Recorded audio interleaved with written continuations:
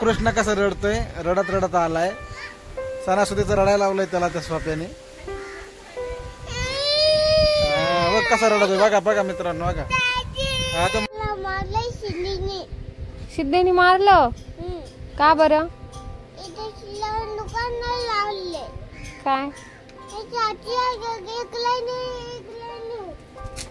हा कोणी मारलं तुला? कोणी मारलं? कोणी? सिद्धेने. पोळ्याची तयारी चालू असताना आमच्या इथं त्या 4 पोरांची एवढी गंभीर चर्चा चालू होती ना. चला असू द्या. चला तुम्हाला आमचं घर दाखवते. तर सगळ्यात अगोदर पाहू आम्ही आमची गाय पाही. तर काय झालं तिचं, सकाळी तिला आंघोळ घालायच्या अगोदरच आमच्या तात्यांनी म्हणजे सासऱ्यांनी तिचा मेकअप केला. त्यांना माहीतच नव्हतं. असू चला घर दाखवते मी तुम्हाला. तर हे आहे आमचं छानसं असं घर.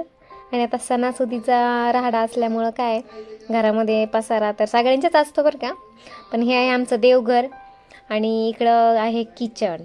तर किचनमध्ये मी स्वयंपाक करत होते. देवाला दाखवायला नैवेद्य करत होते. तर झाला होता स्वयंपाक. तर खीर टाकली होती. पहा खीर बनवली मी आज. आणि आमचे हे व्हिडिओ काढत होते तर मला काही तोंड दाखवायचं नव्हतं व्हिडिओ. त्याचं कारण असं की स्वयंपाक करायचं म्हणल्यानंतर भर दुपारची वेळ, त्यात एवढं घाण असं सगळा अवतार झालेला होता. त्याच्यामुळे मला काही व्हिडिओमध्ये यायचं नव्हतं. पण त्यांचं खूपच चाललं होतं जास्त. तर ते मला म्हणत होते की चेहरा दाखव. मी काय त्यांना माझा चेहरा दाखवत नव्हते. मला व्हिडिओमध्ये यायचं नव्हतं. तरी फायनली त्यांनी घेतला बरं का माझा चेहरा. तर हे आमचं आहे घर. तर या घरामध्ये तिकडं दिसतोय जरा पसारा. चालूच असतं सगळ्यांच्या घरामध्ये, हो की नाही मंडळी. खास करून बायकांना माहिती असेल सणासुदीच्या दिवशी किती काम असतं. त्याच्यामुळं घर आवरायला काही एवढं जमत नाही. हे आले आमच्या सासूबाई. आणि आमच्या सासूबाईंना खूप भूक लागलेली होती कारण त्या सकाळपासून कामाच्या राड्यामध्ये उपाशीच होत्या. आणि त्यांना खायचं होतं बिस्किटचा पुडा. तर त्या घेऊन आल्या होत्या. आणि काय जेवणाचं सकाळी जरा सणासुदीच्या दिवसामध्ये थोडं हीच होतं. पूजायची. हा पांडुरंग क्षीरसाट आहे. आणि हा आलेला आहे आपल्याकडे व्हिडिओ बनवण्यासाठी. तर बैलपोळा बरं का. काय नियोजन आहे बैलपोळ्याचं. तर हे पांडुरंग क्षीरसाट येतं आपले. आणि हे बसलेले सगळे. हे गावाकडचा परिसर आहे माझा. ही गाय आहे. आणि आता ही गाय मी धुणार आहे. दारातल्या माऊलीला धुवायची तयारी चालू आहे. म्हणजे तिला आंघोळ घालायची. आता देवाला नाहीच आहे ना पूजायला. तर गाई तर नव्हते घेऊन जाणार कारण की ती गाय जरा आगाम आहे त्याच्यामुळं. आणि सासूबाईंचं चाललं होतं मला चहा कर, मला चहा बरोबर जरा बिस्किट खायचं आहे, जरा पोटाला आधार होईल. कारण की आता जेवणाला वेळ होता भरपूर. संध्याकाळी जेवण करायचं होतं. तर आता तयारी चालू आहे. आणि इकडे आमचा असा घराचा परिसर आहे. बाहेर इकडं आमच्या दारासमोरची छोटीशी जागा आहे. तिथं सकाळी साडा सारवण केलं होतं त्यामुळे इतकं भारी वाटत होतं ते, रांगोळी वगैरे.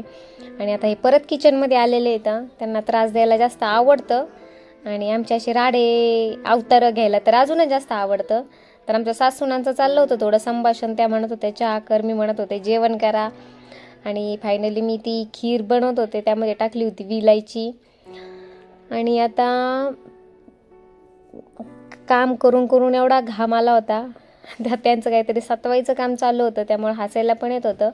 आणि मी व्हिडिओमध्ये माझा चेहरा नका घेऊ म्हणता त्यांनी फायनली मला खिरीकडं पाहायचं होतं, खिरीकडे लक्ष द्यायचं होतं. तेवढ्यात त्यांनी व्हिडिओ काढला. आणि मला ते लई जास्त कसं तरी वाटत होतं. तरीसुद्धा काढला व्हिडिओ. चला असू द्यात. तर अशी बनवली होती मी खीर.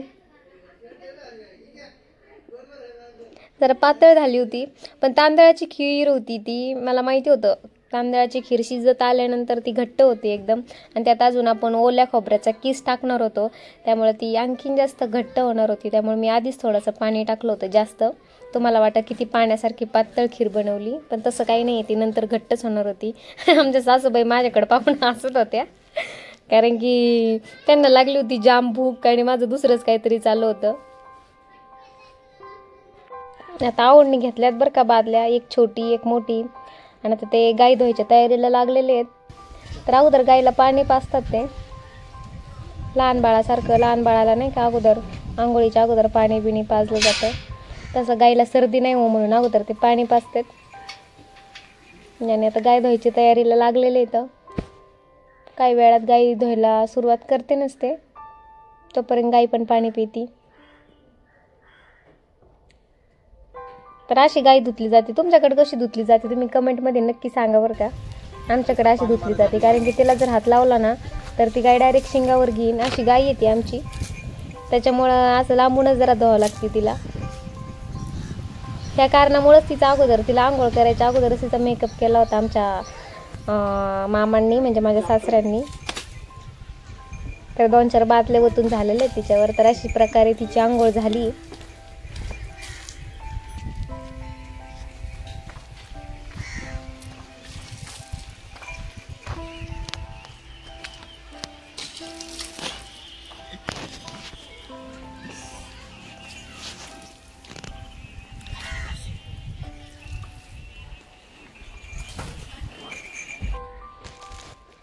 आणि तेवढ्यात माझी एंट्री झाली आणि मी पोरांकडे नारळ आणून दिलं. पण गंमत अशी झाली की मी सांगितलं होतं एवढं नारळ मला सोलून द्या, तर दोघांचे एवढे भांडणं जुपले त्या नारळावरून. तर फायनली एकाने घेतलं ते नारळ, पण दुसऱ्याने पण त्याच्या हातातून लगेच हिसकून घेतलं आणि त्याने 2 टांगड्याच्या मध्ये ते नारळ धरून त्याच्या झिंजा उपसायला लागला. आणि मग मी पलीकडं होते आणि पलीकडं मी भांडे बिंडेचं आवरत होते, दिसतंय तुम्हाला.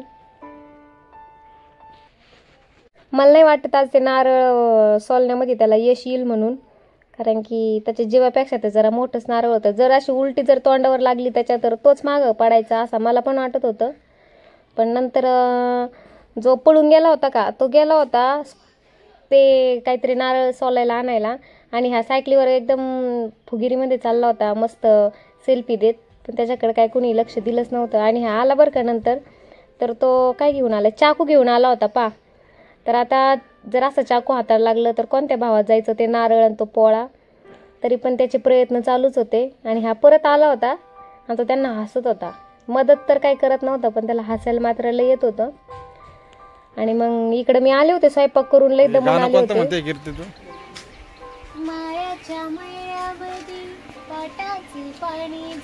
हे दमल्यामुळे मी जरा कूलर पुढं बसले होते नाही का, जरा हवा घ्यावं म्हणलं.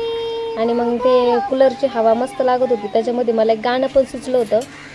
बस कंटाळली ती गाणं. आणि मी गाण्याचा मुकडा म्हणून जरा गप्प बसले, कारण की स्वर गेला तर उगा 4 चौघात जायची माझी, म्हणून मी पण आपलं गाण्याच्या 2 ओळी म्हटले गप्प बसले. त्याच्यात तो सायकलीवर जाणारा पण मला हसत होता माझ्या गाण्याला, काय माहिती त्याला काय वाटलं. आणि हा पळत पळत आला बरं का, ते नारळ सोलायला काय घेऊन आलाय, स्क्रूड्रायव्हर घेऊन आलाय. आणि फुगीरपणामध्ये त्यांनी पण नारळ घेतलंय सोलायला. आता बघू त्याला किती यश येतंय. तर फायनली तो आता नारळ सोलितोय. 2 तासांनी सोललं बरं का त्यांनी नारळ. आणि आता मंडळी घरची सगळी तयारी झाल्यानंतर आम्ही इकडं आलो शेताकडं आमच्या. तर आमच्या वावरात सध्या आहे बाजरी. तर आता एवढी झाली बरं का आमची बाजरी, ती थोडीशी पातळच उगली, पण बरे पावसाच्या म्हणजे पावसावरची शेती असल्यामुळे आमची ती छान आलेली बाजरी. तर हे आमची बाजरी वावरातली. तर आम्ही इकडं आता नैवेद्य घेऊन आलो आहेत.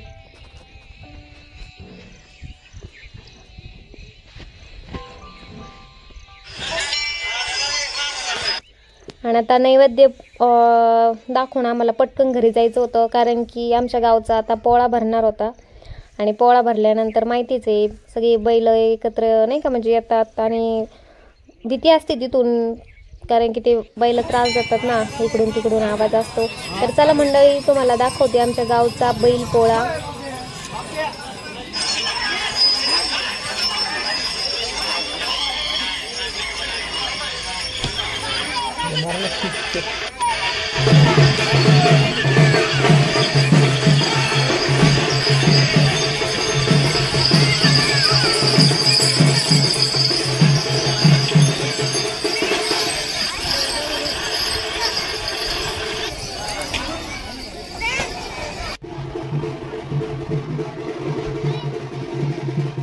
पहा मंडळी, अशा प्रकारे आमच्या गावचा बैल पोळा भरलेला आहे. आणि सगळीकडं एकदम मस्त सजलेले आपले बळीराजा आहेत आणि किती पळत आहेत पाहते. कारण की किती म्हणजे भीती वाटते बरं का खरं तर पाहायला गेलं तर. कारण त्यांचा एवढा छान सण आहे आणि पूर्ण मंदिराला ते प्रदर्शनं घालून देवळापुढं आणावं लागतात ते. तर बैल उधळण्याची जास्त भीती असती, त्याच्यामध्ये कोणाला लागू पण शकतं, याची सगळ्यांना काळजी घ्यावी लागते. तर अशा प्रकारे इतका सुंदर आमच्या गावचा असा बैलपोळा सध्या साजरा